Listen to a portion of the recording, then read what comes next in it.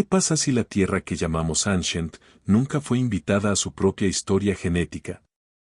Durante décadas, los mapas del genoma global, aquellos gráficos brillantes que afirman rastrear la historia humana, tenían un extraño silencio justo donde debería haber estado la India.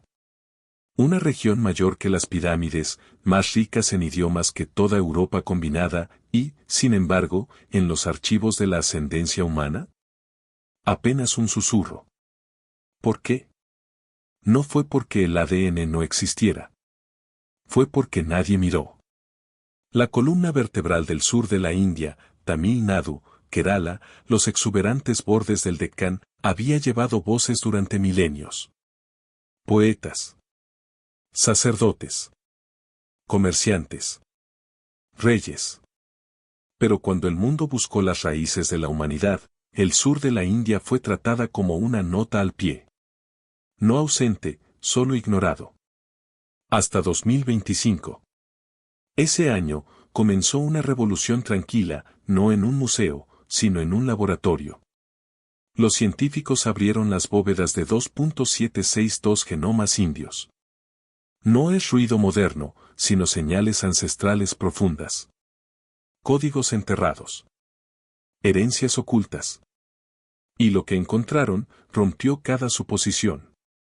El sur de la India no solo pertenecía a la historia de la migración humana, fue la historia. Porque estos genes no eran solo locales. No estaban aislados. Llevaban huellas digitales de pases de montaña, caravanas del desierto, incluso el antiguo comercio oceánico. Un mapa biológico de conversaciones entre continentes, cosido directamente en los cuerpos de los pescadores costeros y los ancianos tribales. Pero aquí está el giro. El silencio no fue aleatorio. ¿Qué pasaría si la historia no faltara, se borró? Borrado por siglos de enfoque académico en el norte.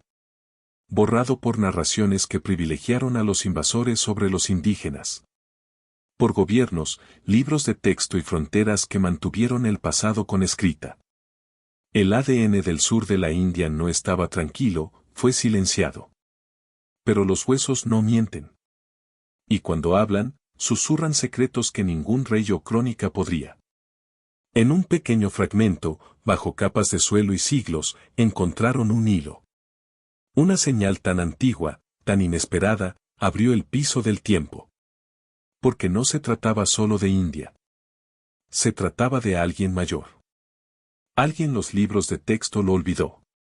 Y alguien los primeros indios, puede haber conocido en la oscuridad. Alguien, que no era humano. Y el genoma lo demuestra. Porque lo que los científicos descubrieron en los huesos del sur de la India, no debería haber estado allí. No en ese volumen. No en esa profundidad. ADN neandertal, en todas partes. No solo fragmentos. Pero un archivo.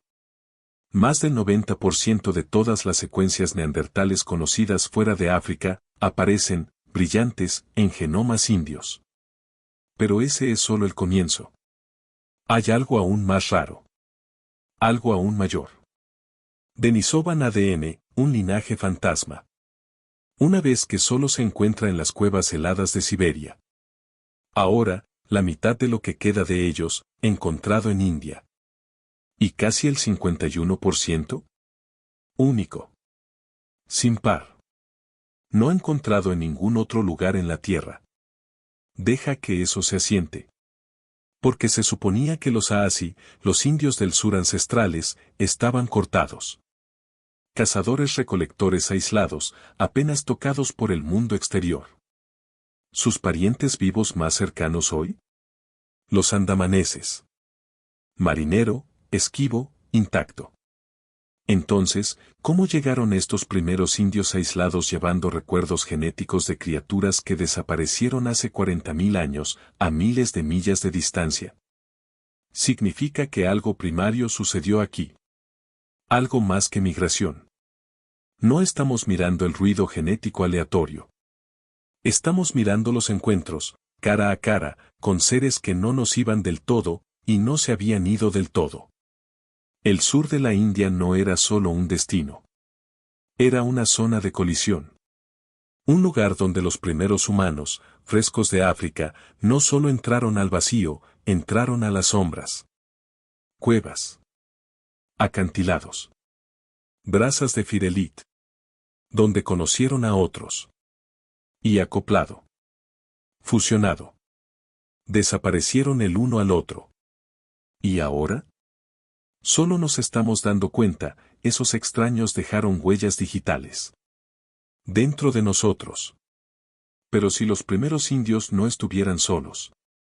Entonces, ¿quiénes fueron estos antepasados arcaicos? ¿Y por qué su ADN todavía se quema más brillante, en el sur? Porque un grupo todavía lleva su huella como un tatuaje de sangre. Los andamaneses. Y su genoma está al lado. Pero justo más allá de esa puerta, otro fantasma entra en el marco. No un cazador. No es un primo. Pero un agricultor, desde una tierra donde las semillas apenas habían comenzado a caer. Excepto que aquí está el giro. No trajo cultivos. En las capas genéticas de la antigua India, debajo de la Asi, antes de la estepa, encontramos algo más antiguo que cualquier cosecha local. Un profundo hilo de ascendencia de las montañas agros de Irán.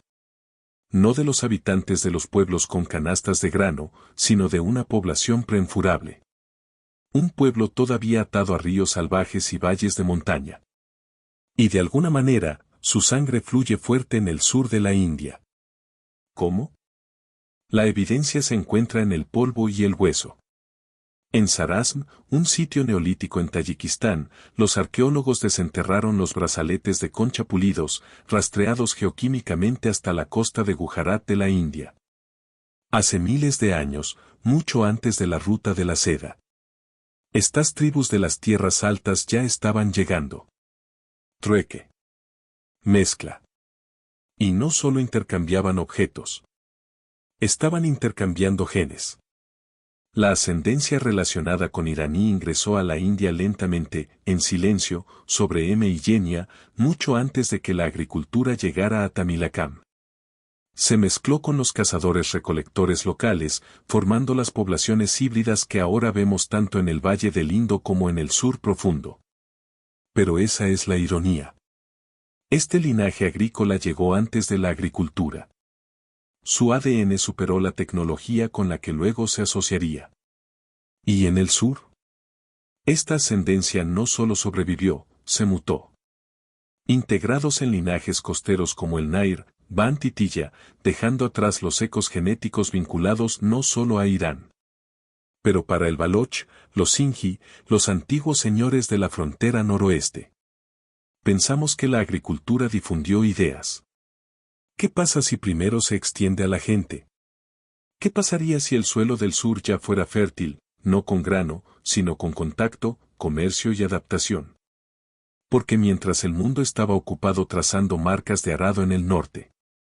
Una ciudad en Tamil Nadu, lejos del Indo, lejos de los libros de texto, ya estaba saliendo de la Tierra Roja. ¿Su nombre? ¿Qué es Adi? Y su silencio, estaba a punto de terminar. ¿Qué es Adi? Durante décadas, fue solo un nombre en los poemas de Sangam, un susurro enterrado en antiguos versos, despedido por los académicos como metáfora. Hasta que el suelo se abrió, y comenzó a hablar. Lo que encontraron no era un pueblo. No fue un puesto avanzado tribal. Era una ciudad. Colocado en ladrillo, tallado con un propósito, diseñado con intelecto y fechado hasta el siglo VI a.C. Eso es antes de Buda. Antes de Asoka. Antes de que se hubiera encontrado cualquier guión en el sur de la India, hasta ahora. Porque lo que surgió en Keesadi fue más que solo muros y desagües. Encontraron dados, al igual que los cantados en Kalitogai. Encontraron inscripciones de Tamil Brahmi en la cerámica, presionando los siglos de origen del guión antes. Encontraron evidencia de industrias, teñido textil, metalurgia, joyas, incluso ocio. Una civilización que no solo existía, prosperó. Pero aquí está la contradicción. En los libros escolares, la segunda urbanización de la India siempre se mostró como un renacimiento del norte, centrado en las llanuras agrícolas. Kesadi rompe esa narración de par en par. Demuestra que el sur evolucionó en paralelo. No más tarde. No debajo. Igual. Pero la igualdad no siempre es conveniente. Porque cuando Kesadi salió de la tierra, la política descendió sobre ella. El gobierno del estado de Tamil Nadu lo calificó con una prueba de una antigua civilización tamil alfabetizada, indígena, urbana y orgullosa. ¿El gobierno de la Unión? Intenté retrasar la datación de carbono. Transfirió al arqueólogo principal. Llamado los hallazgos exagerados. Porque cuando la historia cambia de poder, sacude las identidades. Y esto ya no era solo un sitio de excavación. Fue una línea de falla, entre el orgullo regional y el control nacional, entre la ciencia y el silencio. Pero incluso bajo presión, Kesadi siguió dando. Sus entierros. Sus ruinas. Su lenguaje. Y ahora, su ADN. Porque cuando los laboratorios comenzaron a probar los huesos antiguos desenterrados en la cercana Kondagai, surgió una nueva pregunta. ¿Qué pasaría si esta ciudad del sur también conservara el ADN de sus poetas? ¿Y qué pasa si esos genes todavía están vivos? Pero mientras Kesadi susurraba sus secretos en el suelo rojo del sur. Otro esqueleto, más de 1000 millas al norte, gritó algo que nadie quería escuchar. Fue encontrada en Rakhigarhi, Haryana. 4.500 años. Sus huesos provenían del corazón latido de la civilización del Valle del Indo, una de las culturas urbanas más antiguas de la Tierra. Pero no fue su ciudad la que sorprendió a los científicos. Era su ascendencia. Cuando los genetistas finalmente secuenciaron su ADN, etiquetado I6113, no encontraron rastro de ascendencia de estepa. Ninguno. En cambio, su linaje mostró una mezcla de la antigua ascendencia iraní y la sangre del cazador de cazadores del sudeste asiático. Una mezcla, pero no la que coincide con lo que fluye a través de la mayoría de los indios de hoy. ¿Por qué los indios modernos? Lleve entre 5 y 30% de ADN de estepa, especialmente aquellos en el norte y oeste. La misma firma genética vinculada al pueblo de Yamnaya, pastorales de estepa de Asia Central, se cree que trajo sánscrito, caballos y carros. Pero si la gente de la estepa nunca tocó a Rakhigarhi. Si la élite del Indo llevaba cero de su ADN. Entonces la pregunta golpea duro. ¿Cuándo llegaron? Porque eso significa que algo sucedió después de que el Indo cayó. Una nueva ola de personas. Nuevos dioses. Nuevas reglas. Esto no fue solo una migración. Era un punto de pivote genético. Un giro, en sangre, en lenguaje, en la memoria. Y aquí es donde la ciencia dejó de ser ciencia. Y comenzó una guerra. Porque decir que los arios vinieron del exterior, decir que emigraron, es desafiar una historia nacional que muchos se niegan a dejar ir. La teoría indígena aria reclama lo contrario, que las lenguas indoeuropeas y la cultura védica comenzaron dentro de la India. No importado. Pero nacido aquí. Y así Rakhigarhi, un pequeño fragmento de hueso, se convirtió en un campo de batalla. No sobre tierra. Pero sobre identidad. No sobre los imperios. Pero sobre quién decimos que somos. Y en esta guerra de líneas de tiempo y tribus. Una firma genética estaba esperando en las alas. Uno que volvería a dibujar el mapa del alma de la India. Y vino, de la estepa. Pero la estepa no llegó como un tsunami. No fue FLOO del subcontinente en una sola onda. Se burló, lentamente, y dejó algo aún más poderoso que la conquista. Un gradiente. No es una línea. No una pared. Un cline, una pendiente genética lenta que se extiende desde Cachemira hasta Kanyakumari. Desde pastores de montaña hasta recolectores de la jungla. En un extremo, los ancestrales indios del norte, o Ani. llevando más ascendencia de la estepa, más cerca de los asiáticos centrales, el Medio Oriente, incluso los europeos. En el otro extremo, los indios del sur ancestrales, o así. Más profundo en las raíces de Asia. Más cerca de los primeros cazadores-recolectores que caminaron esta tierra. Pero aquí está el shock. Ese cline no es antiguo. Todavía está vivo. Mapado no en mito, sino en sangre. ¿Grupos de castas superiores? A menudo muestran 60, incluso el 70% de ascendencia Ani. ¿Grupos tribales en el sur? A veces menos de 20.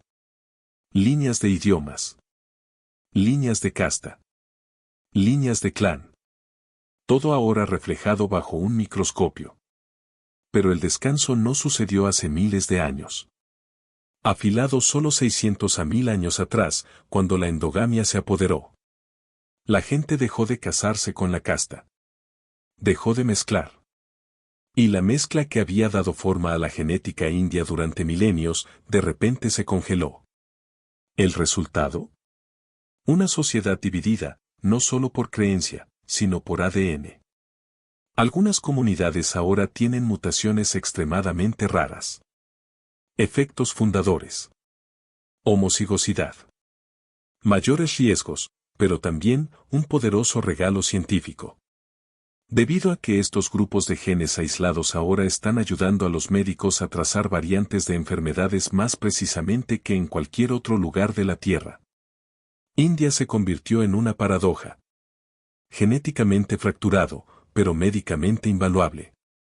Dividido por la identidad, pero unido por el código biológico. Y en cada estado, los mapas comenzaron a brillar. Firmas de calor de ascendencia. Senderos de la historia codificados por colores. Pero en medio de este caos ordenado, una zona parpadeó de manera diferente. Una región, costera, antigua, en capas, no encajaba en el modelo. Se negó a seguir las reglas. Porque a las orillas del mar Arábigo se había abierto un corredor. Y lo que fluyó a través de él no era solo sangre. Era comercio. Y extraños. Y ADN extranjero. Aquí es donde la historia se abre de par en par.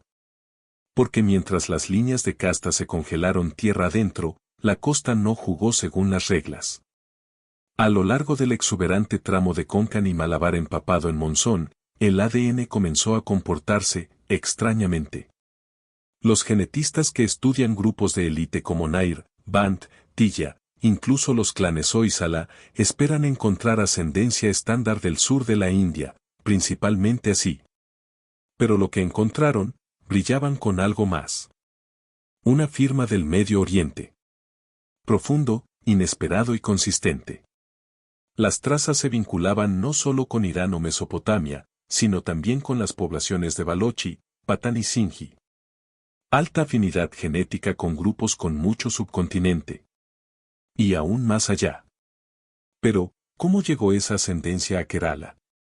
Las pistas no se encuentran en las espadas, sino en los barcos. Estos no eran invasores. Eran comerciantes. Marineros árabes. Comerciantes persa. Diplomáticos romanos. Navegando desde el Mar Rojo, el Golfo, el Tigris, anclando en los puertos ahora olvidados por libros de texto. Y con ellos vino algo más íntimo que la carga. Madres. Porque cuando los científicos mapearon el ADN mitocondrial, aprobado solo a través de las mujeres, encontraron a progrupos de Eurasia Occidental. HV, de 1 a 9. U1. Linajes de Arabia, Persia, el Levante. Transportado no por conquistadores, pero por esposas, por compañeros, por matriarcas silenciosas que cruzaron los océanos y criaron a los niños en arenas extrañas. No fue solo el flujo de genes. Era mezcla mediada por mujeres. Una historia de migración matrilineal, grabada en los huesos de la identidad del sur de la India. En las comunidades donde las mujeres poseían la propiedad, donde las líneas familiares pasaron por las hijas. El océano no se dividió. se unió a los mundos juntos. Y lentamente, durante los siglos, un corredor genético único formado, no de ejércitos, sino del amor, el trabajo y el legado. Uno donde la sangre del oeste de Asia se fusionó con el antiguo alma tamil. Donde los genes pasaron por los bailarines del templo y las reinas guerreras. Y dejó algo que los libros de texto nunca predijeron. Pero esta no era el fin de la historia del mar. Porque justo por esa costa, un antiguo puerto contenía frascos de vino de Roma, monedas de Egipto, inscripciones en griego. ¿Y dentro de sus tumbas? Personas que no se parecían en nada a la tierra en la que fueron enterrados. Porque lo que vino después era un puerto más mediterráneo que indio. Ese puerto era Patanam.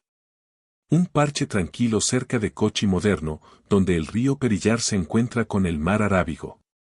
Pero hace 2000 años, era una tormenta de idiomas, de especias, de extraños.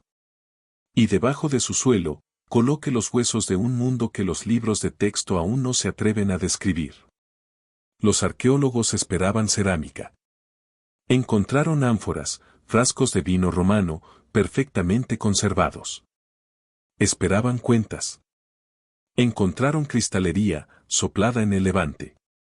Esperaban monedas. Encontraron a Roman Aurei, con la cara de César brillando bajo el cielo monzónico de Kerala.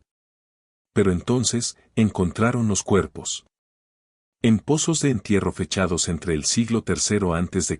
y el siglo I d.C., encontraron esqueletos, algunos con marcadores de ADN que no son nativos de la India.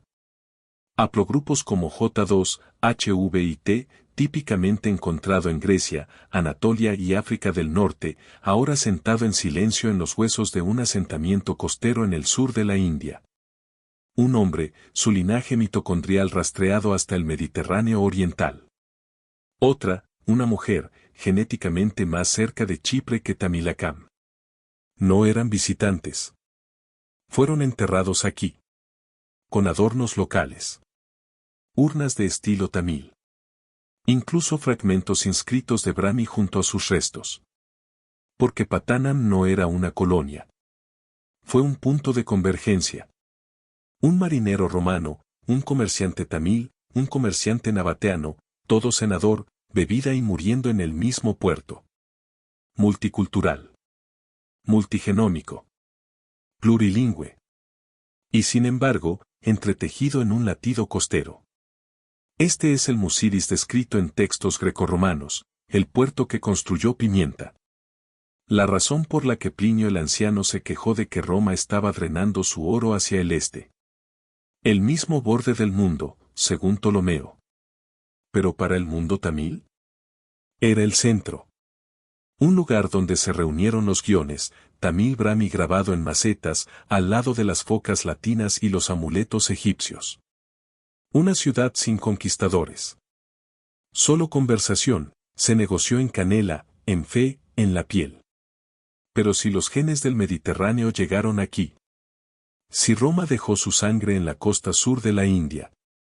¿A dónde se fue el ADN del sur de la India? ¿Qué senderos dejaron nuestros genes, a través de los océanos? Siempre imaginamos la historia como un río unidireccional. Fluyendo de los imperios de Occidente, al resto. Pero el genoma cuenta una historia diferente. Porque ahora, los científicos han rastreado el ADN del sur de la India, no solo hacia adentro, sino hacia afuera. En las islas del sudeste asiático.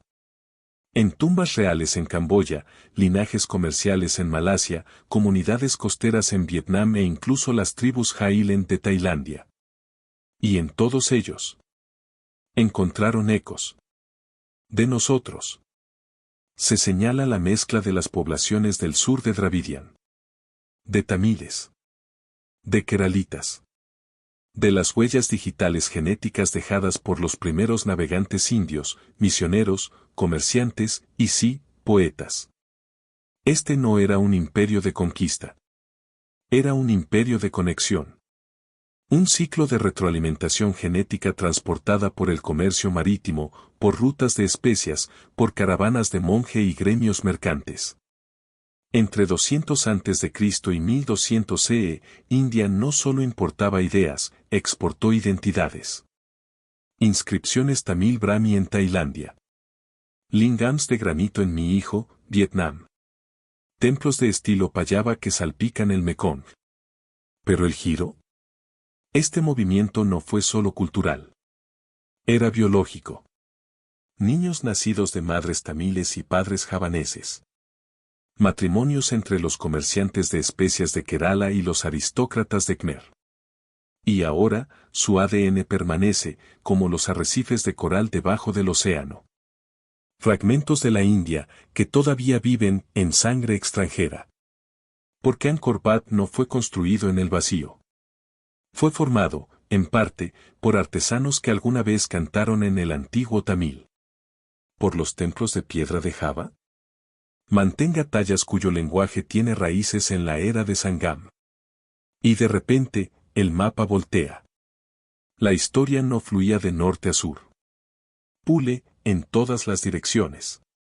Desde orillas del templo hasta palacios de la selva tropical. De Patán a Mapagan. Desde Tamilakam hasta el mar del sur de China. Pero si tanto se ha movido, tanto mezclado, tanto sobrevivió. Entonces una pregunta sigue sin respuesta. La cuestión más profunda de todas. ¿Quiénes éramos, antes de que nos dividiéramos? Tal vez la mejor pregunta es: ¿alguna vez estuvimos realmente separados?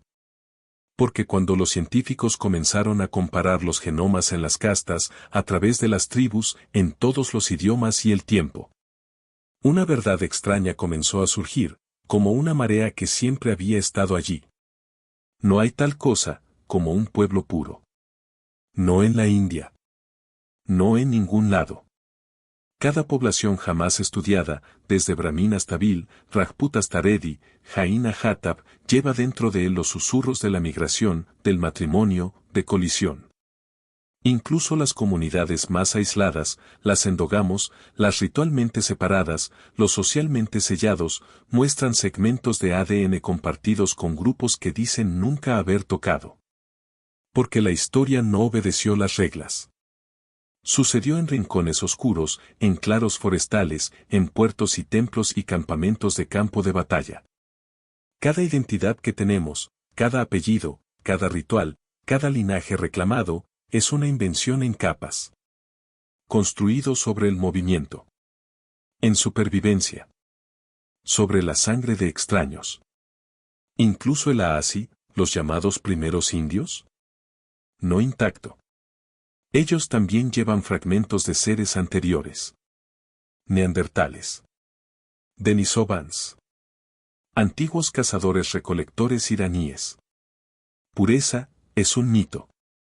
¿Pero la idea de la pureza? ¿Qué tiene poder? Construyó reinos. Casta justificada. Escribió leyes. Libros quemados. Pero la ciencia no le importa la política. Mira hacia el hueso, y dice la verdad. Y lo que la verdad revela es esto. El sacerdote, el tejedor, el soldado, el outcaste, todos comparten hilos. La hija de un pescador en Kerala podría llevar la misma etiqueta mitocondrial que el hijo de un guerrero en Uttar Pradesh. Un tatuaje tribal en Odisha se hace eco del mismo genoma que una vez bailó en los tribunales de Cholakins. Porque esta tierra no se dividió a sí misma. Lo hicimos. Dibujamos líneas donde no existía ninguna. Pero ahora, el genoma los está borrando. Una secuencia a la vez. Y en su silencio nos pregunta algo que todavía no estamos listos para responder. Si nadie es puro, ¿quién es el dueño del pasado? Tal vez la respuesta no se encuentra en las líneas de sangre, pero en los fragmentos dentro de ellos. Porque en algún lugar entre los huesos antiguos de Tamil Nadu y el código digital de los genomas modernos, los científicos se toparon con algo que nadie esperaba. South India posee la mayor diversidad de ADN de hominina arcaica que se encuentra en cualquier parte del mundo. Deja que eso se hunda. Más que Europa. Más que Asia Central. Más que incluso las cuevas de Denisova donde comenzó el misterio. En ciertas poblaciones tribales y costeras del sur de la India, Irula, Kurumba e incluso Payillar, los genetistas han detectado señales profundas de ascendencia Denisova y Neandertal, preservadas como susurros atrapados en ámbar. Estos no son solo rastros. Son segmentos intactos, que abarcan miles de pares de bases. Más largo, más rico y más completo que los que se encuentran en el este de Asia u Oceanía. Lo que significa que esto no es solo ascendencia. Es un archivo. Una biblioteca biológica, transportada en silencio por decenas de miles de años por personas que nunca fueron escritas en libros. Ahora, por primera vez, los investigadores están utilizando estos genomas indios para reconstruir los planos completos de Neandertal y Denisovan, no de fósiles, sino de sangre viva. South India, una vez despedido como periférico, es ahora el centro de la memoria humana profunda. Porque si la historia global de la humanidad comenzó en África, sus ecos, sus migraciones, sus experimentos, pueden ser más visibles aquí. En el polvo genómico de un lugar una vez ignorado. Cuanto más avanzamos en el suelo de la identidad, cuanto más encontramos fragmentos de todos. Hunter y Herder, comerciante y constructor de templos. Y sí, incluso los seres antiguos que ya no caminan por la tierra. Pero parte de su código todavía lo hace. En ti. En mí. En aquellos que nunca abandonaron estas colinas. Entonces, ¿qué misterio está en tu ADN? Porque en el próximo episodio, seguimos ese rastro en el último genoma intacto de todos. La gente perdida de los Andamans.